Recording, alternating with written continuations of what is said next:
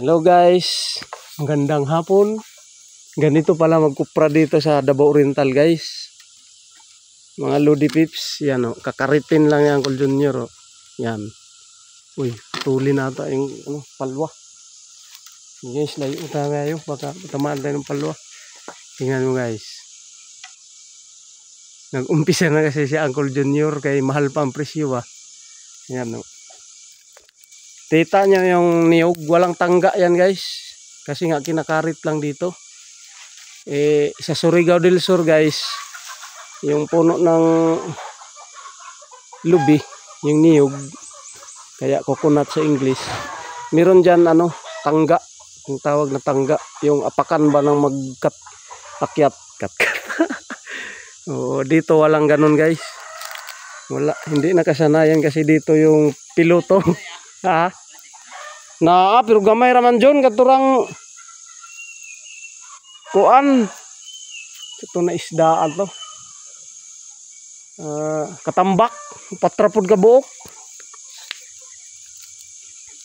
Yan guys. Yan guys, karitin lang ba? Kita mo. Nalagay sa kadaog. Yan. Ganito magkupra dito. Guys, nag-uumpisa ang proseso ng pagkupra sa pagkakarit guys. Yan. Hanggang sa yung ipunin, nagtapok, kung sa kamayo pa ay dapog, hanggang sa biakin, may taga-biak, kung sa Surigao del Sur taga-tibag, tas dito batak man tawag nila, magtibag litas, batak tas litas.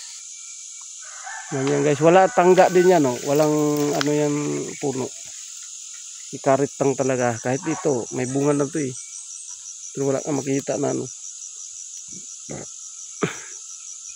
yung tangga.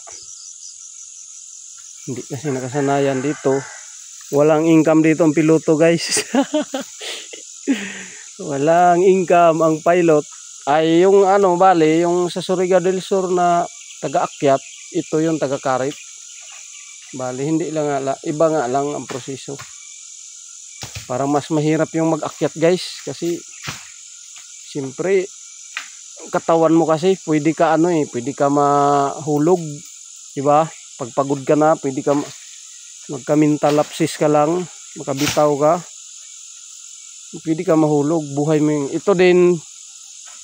Kumbaga sa percent, yung pagpipiloto, yung pag-akyat, mga nasa 80% ang danger.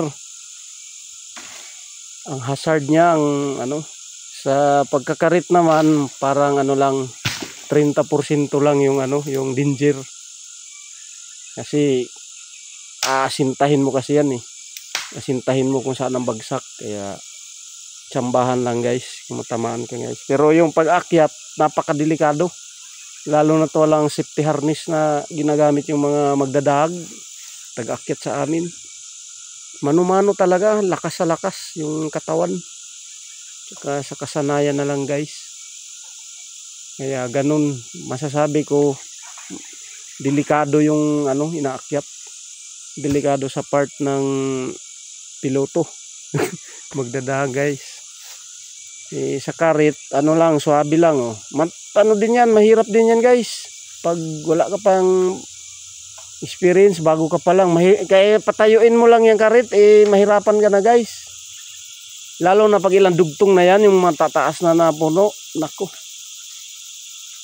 ngalay yun, ngalay. Pero pag ikaw guys nasanay na, lagi mo nang ginagawa, hindi ka na mahirapan guys. Sa umpisa lang talaga. Pero pag nakuha mo na yung diskarte ng pagkakarit guys, hindi na. Sa una lang talaga yan guys. Pag nasanay ka na, wala na. Hindi na yan pagod na lang, hindi na yung hirap. Guys, ito na sa baba. Lahat yan ng mga puno, ganyan ang proseso. Yung sa magdadag guys, sabi nila na nalilinisan daw yung puno pag yung pinapaakyat. Samantala daw sa karit guys, may mga puno daw na hindi maano. Yung may mga ano sa puno ba, mga tumutubo na parang yung ganun, mga bagnot. Isa inaakyat daw, nalilinisan daw. Pero unti lang dito. Lahala yung mga puno guys, ganyan naman kasi ganun lang guys. Sige. Good night. Ay may bahay na tayo mga lodi pips, mga guys. Baka pauwi na yung mga harvester natin ng upland rice. Wala pang maingay ah. Sige. Balik na tayo sa ano natin. Sa outpost. Kampo Krami. Yan pala guys, ang Kampo Krami natin. Dapat na puli ano.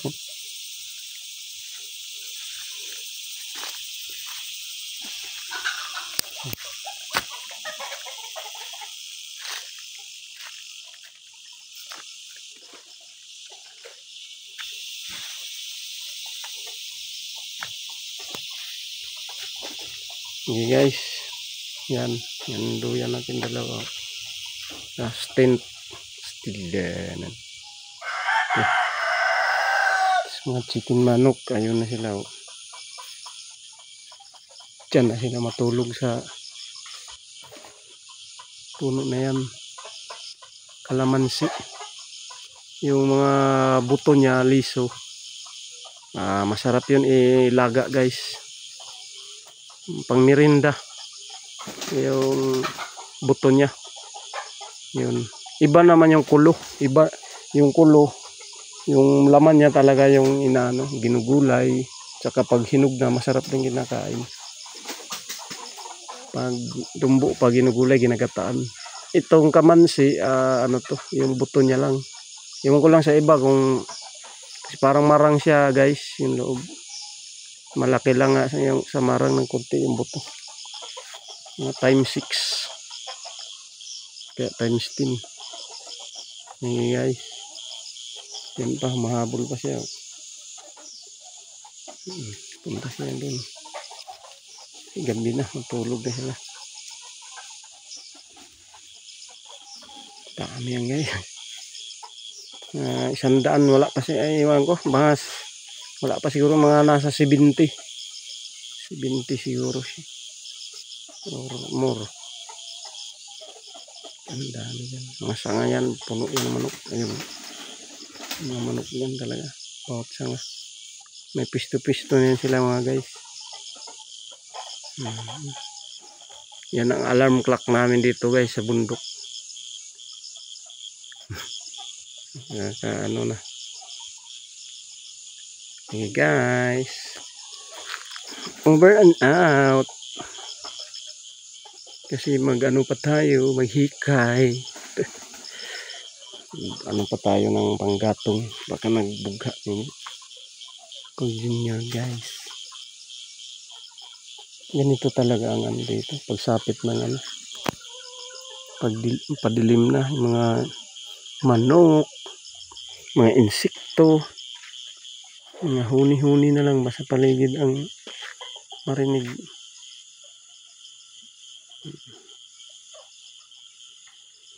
After 100 years siguro wala na, magiging